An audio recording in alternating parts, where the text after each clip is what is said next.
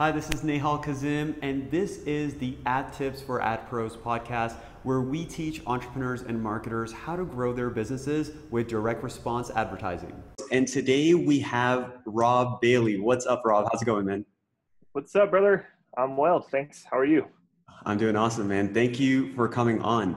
I wanted to get you on for one very specific reason, which was that a lot of people, when they're focusing on growing their gym or their studio, the last thing that they focus on is everything that we're going to talk about today. The easiest thing that they want to do is let's just turn on Facebook ads. So this interview and this whole session is designed for one purpose, which is that if you're a gym owner or a studio owner or just in that fitness space and have a brick and mortar organization, one of the dumbest things that you can do right now is spend money on Facebook ads, because Robb and I have seen this over and over again where people get excited and just want to hit launch and get started with their campaign. And that can actually put you out of business. And so that's what Robb and I have been speaking about, and he has incredible case studies and incredible proof that he's run over time here with a lot of different fitness organizations, and that's what I wanted to share today. So Robb, one of the things that we were talking about, man, is that Facebook ads might not be the best place to start when it comes to actually growing your fitness organization. Why is that? Yeah, it's a great question, and it's something we see time and time again. I mean, we probably speak with 500 gyms a year on the phones, and like time and time again, we see that most gym owners, for example, and studio owners, they just turn ads on, and it's like they're bleeding money, right? And they can't figure out why, and they don't know what the problem is. The reason why you don't want to do that first is because most of the time, you know, there's another issue that needs to get fixed first.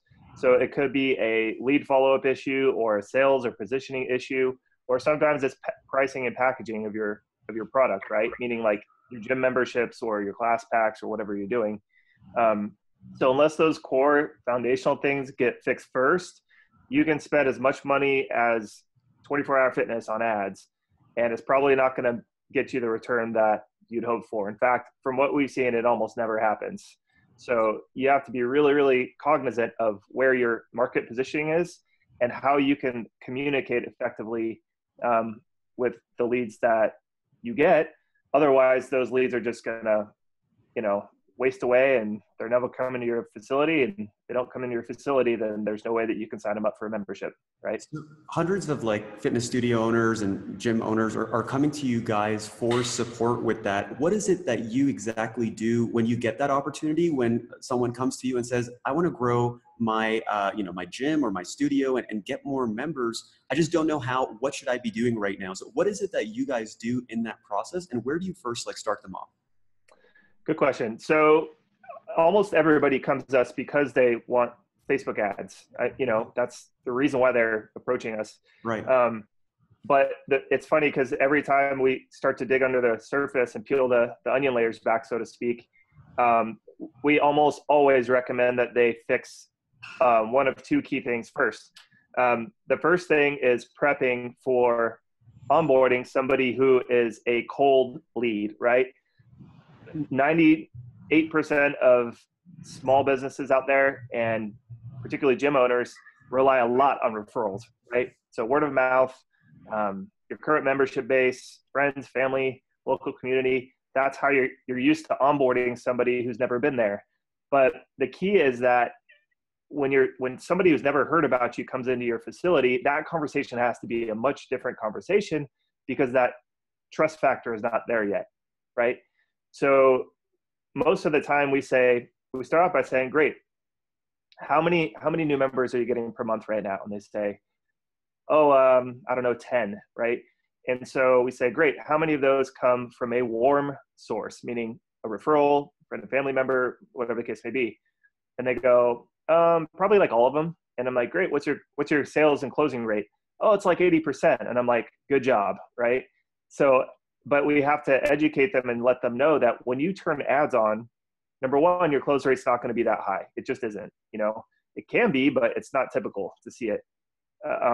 Number two, you have to have an onboarding process and a sales process. I know that's a dirty word, but that's congruent with building trust with that person from the very start. And most fitness facility owners or managers, whoever's doing the sales and membership there, they do not know what to say.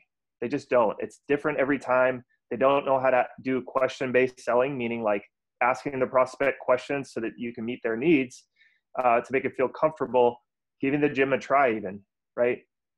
And so my business partner, Ryan, has closed over 6,000 memberships as a membership director over 10 years on the East Coast and the West Coast. And he's got this down to a science. He's got the nuances down to a science. And so usually our first conversation is on that front. It's like, okay, I'm a prospect walking in cold off the street, never seen your brand before, never met you before. What is the first thing you do, and what is the first thing you say to us? And it's usually like crickets. It's like, I don't know, like, you know. So what's great about that is right away they could start plugging in our system and using our scripts, and they could start closing more business on day one. So Right. that's usually the first thing we do is that. The other thing that might be is like they're pretty good at sales and they are used to onboarding cold people. It's usually a lead nurturing issue, meaning what are you doing between the time that prospect raises their hand and the time that they get into your facility, like physically standing there at the door? And most business owners just simply don't know what to do on that front. It's not their fault. It's a busy world out there. Things are changing, but I can tell you one thing, man.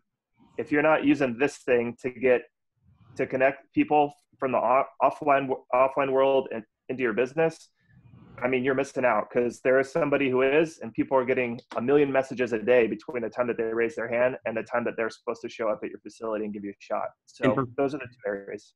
And for people who are listening, he showed his phone, and that is super important because a lot of the time I've seen gym owners just send an email, and that is their form of follow-up for a cold lead, and there isn't a phone call or there isn't a text sometimes. And so that goes a really long way. So I just want to make sure we go back to like the first thing that you mentioned there. As soon as people realize that they're not going to have an 80% close rate, they're not going to have a 75% like show up rate, all of those things that are so they've got so accustomed to and kind of got spoiled to. What happens as soon as you turn Facebook ads, kind of reality sinks in. And the reality is that you might not be as good of a salesperson as you thought you were. And exactly.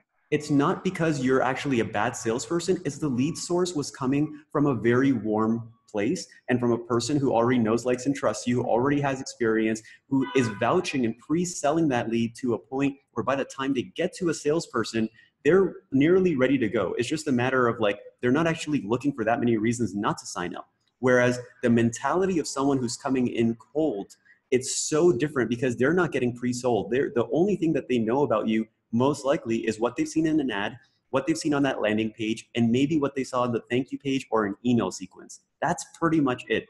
They don't have much of an intention to come in and do anything else because no one has pre-sold them. So how do you deal with the team, especially the owner or the director, general manager of the gym, as well as the salespeople? Because that sounds like a big ego hit. It can be. I mean, again, like so this has a lot to do with it, right? The way that Ryan sells is very customer centric, right? In other words, he doesn't push anything on them. So instead of like, I know I'm holding my hands up. So for the people listening, I'm holding my two hands up next to each other. But most people, they expect the used car salesman thing, which means the salesperson leans in, and it's a natural reaction nowadays because we've all, been a victim of a terrible salesperson, for them to move away, right? The way that Ryan teaches sales and the way that we believe that, is the new way to sell is to draw the person in. And the way that you do that is by doing what we call a needs analysis, right? This can be done in 5 minutes, or you could spend 30 minutes doing it, just depending on the situation, but it does not take a lot of time to ask good questions about the prospects' wants and needs and what they want to get out of a facility. Because guess what, guys? Sales is no longer about how pushy can you be to get somebody to make a decision they don't want to do. It's more about how can you frame the conversation in a way so that the person can understand the value and the benefit that they can get out of what you provide. And that's true for anything today. So if you're drawing the right questions out of the client about what they want to achieve at your facility, then guess what? We're not talking about price. We're not talking about equipment. We're not talking about features. It's all about the benefits and the value that the client wants to get out of it. And if you as a salesperson can match and bridge that gap between what you provide and what they're looking to get, that's a fantastic salesman. And then at the end, it's just about him saying like, I think it's a good fit. I'd like to invite you to try the facility, and, you know, we'll take great care of you, you know, and that's it. It's like rolling out the red carpet a little bit for somebody and earning their trust and listening to them. Shocker, right? Right. So Go ahead. So when most general managers and salespeople hear that, they go, oh, so all I have to do is ask some questions and like help them determine if they're a good fit or not for this. I'm like, yeah, that's what a good salesperson does, right? And so then they're all their preconceived notions about selling melt away, because we don't, like, the last thing that you want to do is be known for slimy sales tactics in your local area, right?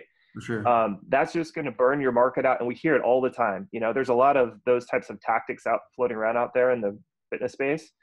And, you know, when we get on the phone with all these gym owners, they say, I hate doing that. We get terrible reviews from doing that kind of stuff. People don't like being bait and switched, you know, and so this is like the polar opposite of that mindset.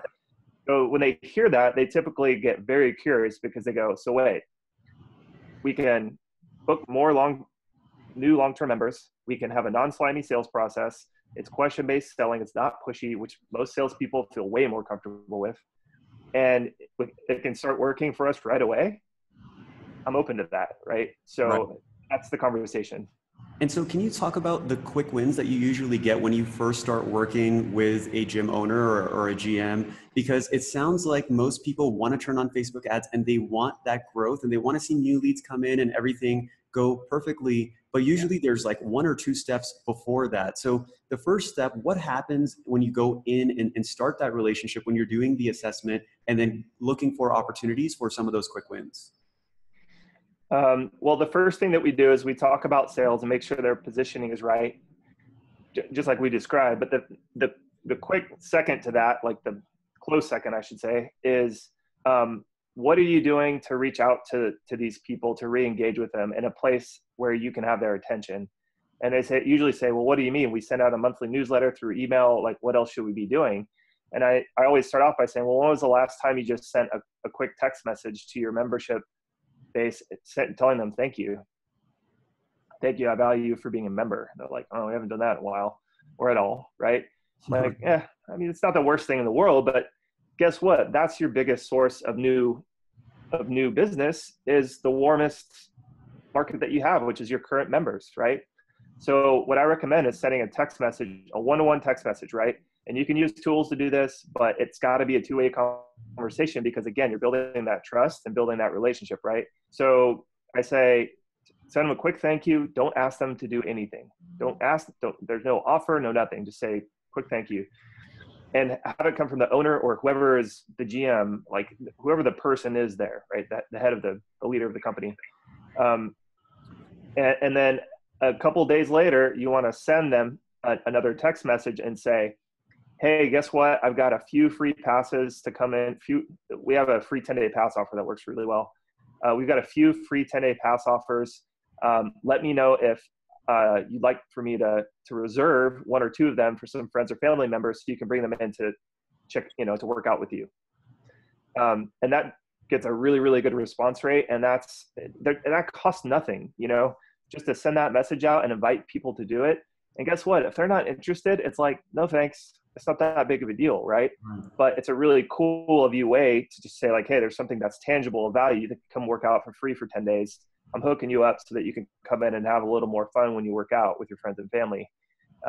So that's how we typically, once the sales process is ironed out a little bit, we say, great, now you're ready to get somebody in who's new, and you want to practice on the warmer referrals. You want to practice the script and the new way to onboard people so that you can get your feet wet without feeling like it's cutthroat time. Like, oh, if I don't make the sale, there's so much pressure on me, right?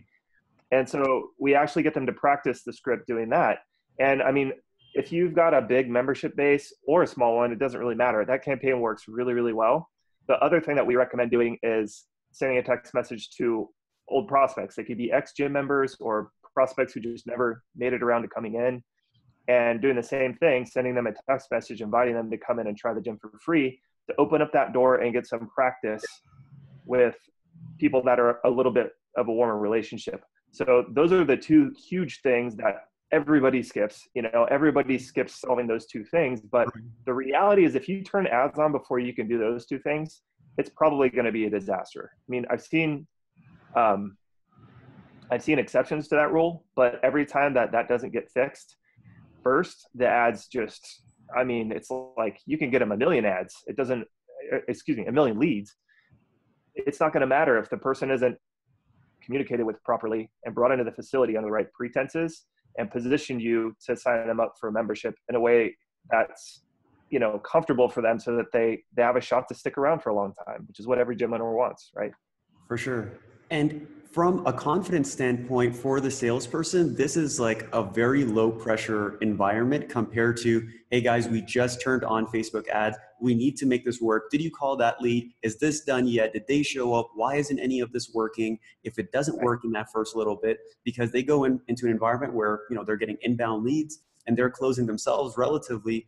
And then you go into this environment where it's like Facebook ad leads are difficult. They don't show up. They don't pick up the phone, or whatever the excuses that salespeople create at that point, because they're not used to people flaking on them when those cold ads come in. So it sounds like this is a really good implementation. Like, it sounds very simple, but I think that's where the beauty of those campaigns are.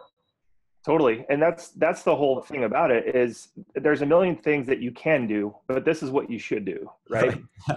I'm not kidding. Like, people are like, that's it, and it is kind of, that's it, but the nuances matter, right? Like the experience level that Ryan has had figuring all this stuff out is just incredible, right? So what ends up happening is two things. The internal team there gets buy-in very fast because they see the effectiveness so quickly, right? They've changed a few ways to word things. They know what key questions to ask when people come in. So they immediately take their guard down. And then they get some action from these text messages, and they start to get appointments on their schedule, right? So now it's flipped from who's walking in today, or it's usually like the gym owner or the salesperson's on their knees, opening the door, going like, please, somebody walk through the door today. That's kind of more how it is, right? Right. And it's changed from that to booking appointments through text messages, and we usually get like a 1 to 10% appointment ratio with their database, right? So if they have a list of 1,000 people, we can get between 10 to 100 people. It just depends on the facility, the type, but 10 to 100 people to make an appointment from that. When was the last time a gym had 100 people booked to come in? So that gets them feeling a lot more momentum, and it makes them feel more comfortable with the entire process, and it's the lowest hanging fruit. So that costs nothing. There's no ad spend involved with doing this, right? Text messaging is cheap or free. So all these good things start to happen in a very short period of time, and all of a sudden everybody's confidence level goes up. Right. Everybody's focused on the right things. The desperation mode goes away, and it's like, okay, we can stop trying to hand out pamphlets and flyers and, go to all these events and stuff. We can just relax and do our thing and serve the people who are here to serve. Right. And it ends up bringing in cash flow for the Facebook ads once you're ready, because that still sounds like that's step 3. So step 1 is like creating some of these campaigns and planning those 2 campaigns out that you mentioned. But before those people come in, what is the approach that you guys take from the sales? Because that sounds like, from a assessment standpoint and training of those salespeople, what have you learned in that process, especially from Ryan's standpoint, when he's going into gyms and saying, okay, this is what I see, and here are the adjustments that we can make together? Well, to be honest, mostly after that initial conversation with the salespeople, it gets very easy after that. What I mean by that is, what we end up doing is saying, okay, now we're going to practice. Let's text message some prospects back and forth together, right? And so this usually only takes about an hour to do, to train the salesperson how to do the lead nurturing effectively. So us, like me, Ryan, or one of our other team members, we'll get on the phone, and for an hour, they'll sit there and send text messages with our client. That's epic. So they'll send like 100 out in an hour, and then like the responses will start to come in. Right. And so as the response comes back, I'm like, okay, so now what are you going to say here? And we have a script set up, but it takes a little bit to get the rhythm and to understand what you're trying to do. It's like, oh, so I should just close the deal now. It's like, no, you want to build a little bit of rapport with this person and send some emojis, and, joke with them a little and like, just make them feel like you're a real human and this isn't a robot on the other end. Right. And so after 1 hour of doing that with their team, that is a game changer, because now every time that a prospect comes in, no matter what the source, that salesperson is building a relationship with the person through the text message or the phone right away. Right. Got it. Now that person is completely engaged with when that person comes in now, like, it's like, hey, Rob, how's it going? Oh yeah. You said you're coming by after work. How was your day at work today, man? So tell me, where do you work? Like, oh, okay. So you're just down the street. That's great, man. So you're close. Yeah. Great. Awesome. Well, let me show you the facility. Right. Doesn't that sound a lot better than, herding cattle through the door and just having people figure it out for themselves? For sure. Now I'm Rob Bailey, the guy who got the text message with the important dude down at the gym, and he knows my name. Right. He's gonna know my situation because he's gonna ask me some questions about why I'm coming in, and he's gonna remember me. Like I would say that is the biggest thing that this does, is it connects the salespeople to the prospects in the most direct way. That's helpful, the most helpful way for the prospects too, right? But this is one of those activities where that investment of that 1 hour actually pays dividends for months, if not years, with that person, because it changes their perspective and their approach to selling just from a text messaging standpoint that translates all over for the rest of the sales process. Oh man, I can tell you this, the results that we've gotten for our clients, it's funny because a lot of people, again, they come to us for the ads, turn the ads on to get more leads, but by far the most effective thing we do is getting them leads for free first, doing this text messaging training. I mean, some of our clients have gotten so the most appointments a client's ever gotten by doing this is over 300. It's like 312, I think. Wow. And they had to spread it out over a whole month. It was too much to handle 300 appointments like in 1 week. But on average, like if our average gym owner gets like 100 to 150 appointments for the whole month that they didn't have before, that were free essentially, right. All it takes is some time actually connecting and, practicing dialing your sales process. It doesn't get any better than that, really. I mean, I just haven't found anything else out there that accomplishes so much in such a short period of time, So usually what ends up happening is they get kind of addicted to that. I mean, in a good way. It's fun, right? And it's productive. So what we've begun to do now is make like a new campaign a text message campaign that they can do once a month to their whole database. And that, for some of our clients who have bigger databases, that keeps them busy. They don't even need to turn ads on. They're like, yeah, we signed up for ads, but we don't even need ads. Like, we're busy, man. Right. Don't worry about it, because they can only do so much in a period of time. And then by the time they're done, they go back to the beginning and start hitting those people that, haven't heard from them in a month or two. Right? Wow. Yeah. And for like the GM or the owner here that's listening to this podcast, like from their standpoint, they've either read a lot of sales training, they've been to conferences, they've maybe hired like a sales coach or something like that before. What do you think is the main thing that helps like the gym owners or the actual end salesperson implement? Because there's a big difference between you guys bringing in like proven strategies that do work, but if the people who are actually responsible for executing those, if they aren't bought in, if they're not the one who are consistently implementing, none of this is worth anything and none of this makes any sense, So what have you guys learned in terms of getting people and getting the salespeople to actually implement for a long period of time? Well, first of all, we have the best resource on this for longevity. And I mean, I haven't seen anything else out there that competes with what we do on a long-term strategy basis. Because we have 2 weekly Q&A calls with Ryan, and he's, I'm sure there's other people out there who have sold as much as he has, but in the context of this program being a comprehensive thing with support, to me, that's the key, is consistency, right? So you can't be consistent if you learn one thing and then drop it a week later or something like that. So Right. in our program, we offer free sales coaching. So everybody who's a client of ours can get on the phone with Ryan twice a week, and it's a group coaching call. So people say, I got this objection. How do I handle it? And Ryan will say, well, we've got a proven script for that, like an objection, but let's talk about it. What do you think you should say? Right. And so we're helping those people refine and improve each and every week. And that's where the real change happens. So we have GMs and owners who say, look, can I just bring my whole staff? Can that be our weekly sales meeting, is getting on the phone on that call with Ryan? Wow. And so we have tons of people on that call every week. Ryan will do a handful of role plays or talk about one particular objection or one, sales strategy or part of the script. And that's how people get the best long-term results, right? I think the biggest challenge, especially with independents, although this happens a lot with franchisees, is they get an initial sales training and then they drop it. Like they don't do anything to sharpen the saw each week, And so when that happens, you start to forget pieces or just ignore things that you should be paying attention to.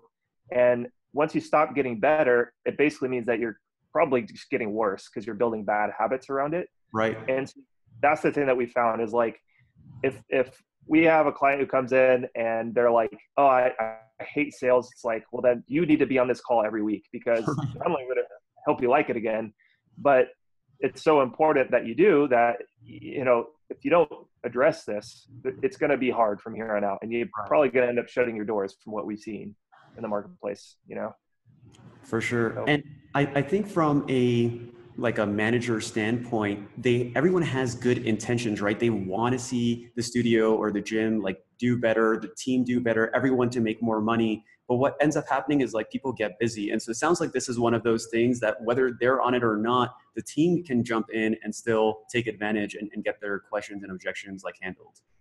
Yeah. So it does have to kind of come from the top down, however that looks. But if the person at the top doesn't believe that this is a problem, then nobody underneath that person is going to believe it either. Right. We've talked we've helped, there's a local CrossFit box here that opened, and this particular owner, it's a husband and wife team. Uh-huh. She had never done sales in her life. She was a great CrossFit coach, and her husband is too, and they're great people. But they started their own gig, and she had never sold a thing in her life, basically. And in her first month open, she sold 25 new memberships just from the stuff from our program. She got some, initial memberships on her own and stuff like that. But she in her wildest dreams never thought that she could do it in the first place. Right.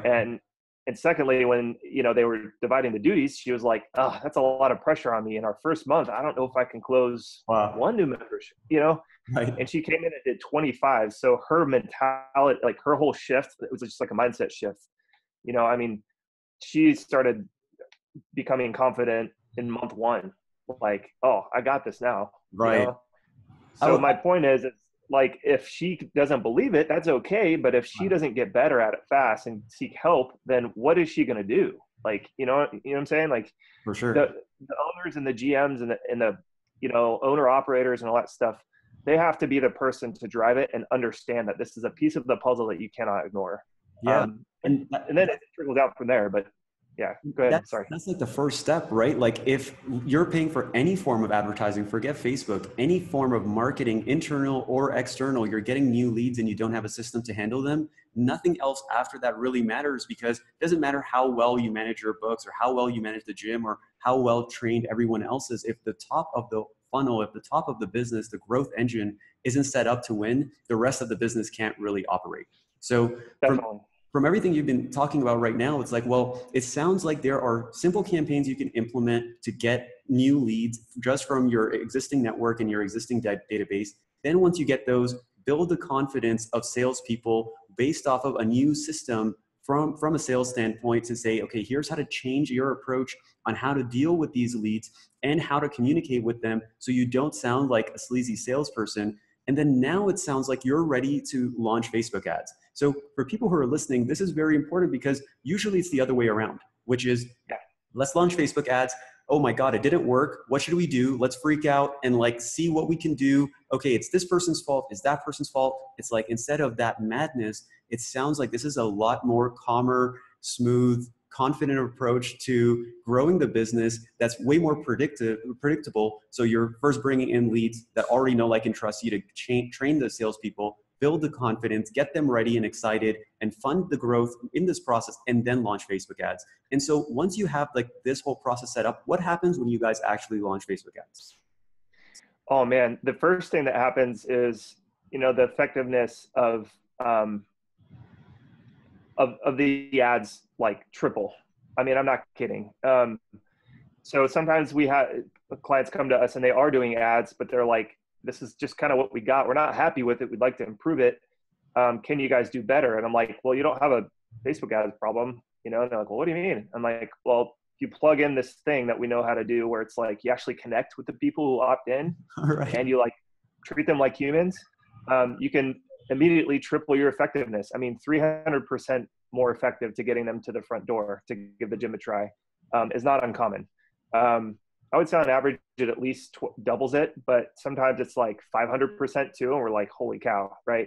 Wow. So what we do is we connect the ad to a landing page. And then on the landing page, when the prospect raises their hand and says, yeah, I want to try this offer, we have our text messaging system immediately send them a text message welcoming them and saying, great, to reserve your free 10-day pass, all you've got to do is reply to this text message and we'll set up an appointment for you to come in. And then we start the conversation from there. And that automated message, when the person replies, goes to, guess who, right? The client's salesperson. And Right. that person is now communicating effectively with that lead. And, it wildly varies the effectiveness of the ads, but the data that we have of people who are not doing that compared to the people who are, all things being fair and equal, is exponential. It's in the hundreds of percent better. I mean, I've never seen a campaign side by side that was less than 100% better from it. So that's the first thing that we gain. After that, if the ads are doing well, and usually they do, I mean, if you're doing them right and you've got all that other stuff figured out, it's a lot easier to win, right? Then it's just a matter of lead flow. So Right. if you're getting enough leads from your current database, your warmer lead sources, then it's just about working the numbers and going like, okay, how many new fresh people do we want to put into this every single month? So if we need 100 new leads to get 20 new members, and we're getting leads at $5 a pop, which is kind of like the average right now that we're getting. So that's $500 for 100 leads. And our goal is to close 20 of them into new members. So if we're getting 20 new members from internal sources and 20 new members from the ads, we're spending $500 on ads and close to nothing on the text messaging. It's a pretty effective campaign, isn't it? For sure. Right? And from their standpoint, the conversation then becomes like, how many leads can we legitimately handle? Like, how many appointments can we handle? And how do we not drown the salespeople into overwhelm that they stop following up with the leads, that they, have lower quality conversations? All that stuff has like a domino effect on obviously the performance of the campaign, and the quality of the conversations changes dramatically, because then you're not freaking about where the next lead is coming from. It's more, are we still implementing the systems at the standards that we have changed and got accustomed to, because now they're a lot higher than they used to be. Exactly. I mean, this is another mindset shift that happens internally with our clients. Is they go from, like, again, not knowing where their next lead is coming from or when they're coming in, to having a schedule booked full of appointments. So the salespeople come in every day and they already know what they're going to do. Right. They've got 10 appointments and a sales meeting, right? And that is a game changer. I can tell you from experience, we've done the same thing with our agency, where we've got tons of gym owners applying to us, and it's a really, really nice thing to have when you wake up every day and your calendar's full of people who may or may not be a good fit. You can't win them all, right? But it's infinitely better than the opposite, where you wake up and it's a scarcity mentality and you're like, I just don't know what's going to happen today. I cannot predict what's going to happen. It's just, right. We're going to roll the dice and see, I guess, today. Right. It's the complete opposite. So it allows you to plan better. It allows you to train your staff better. Allows everybody to take a deep breath, right? Just grow the business month after month after month. That's what we're talking about here. That's what all the successful independent and franchisees that we've seen, the ones who are open in 5 years and doing well and making money the whole time, that's what they're doing. But it sounds like from a salesperson's like day to day, it sounds very systematic and Yeah. almost boring. And if the person who's listening right now, if your salesperson isn't in that rhythm or isn't in that, you know, systematic routine, it's to the point where it's almost boring. It's like, listen, I have this, this is my schedule. This is my sales meeting that I have, and that's all I do. And then my goal is, how do I just close the people that are coming into my funnel, into my process, and just work that system every single day. Yeah. I mean, so Ryan, when Ryan used to work at the gym that I went to, that's how we met. Yeah. And, you know, let's say like somebody does not show for an appointment, right? Most people would be like, dang, you know, I missed out. That was my one appointment for the day, you know, to be honest. Yeah. Ryan knew that no matter what happened throughout the day, there was something productive that he could do to fill the time. Meaning, if he had a no-show, it was no big deal. He would text the person and say, hey, I was expecting it this time. Do you want to reschedule? And sit back and wait for them to respond. And regardless of what happened then, he was going through the database and text messaging more and more people to reactivate them and get them into a booked appointment to come in. And so, you know, there's no bad days when you're doing that, because all that happens is the numbers were either good today, fantastic today, or they were epic. Like if you have a calendar full of appointments ready to come in, there's really no bad days. That's my point. So it really flips everything around and makes it so that the cash flow is much more comfortable, right? Like instead of spending $3,000 a month on advertising, you're now spending a very efficient amount of dollars. And you know, if I put $1 in and I'm getting $5 out, or whatever that math is. Right. So, you know, that's a really nice luxury to have. And secondarily, you're not reliant on the advertising anymore to get the productive activity that you need, which is to get people into your gym in a sales conversation with you, right? It becomes a lot more supplementary, and it doesn't become like a do or die situation. And in any part of your business, if you're in a do or die situation, it should make you a little bit nervous on how to mitigate that. And it sounds like Facebook ads isn't that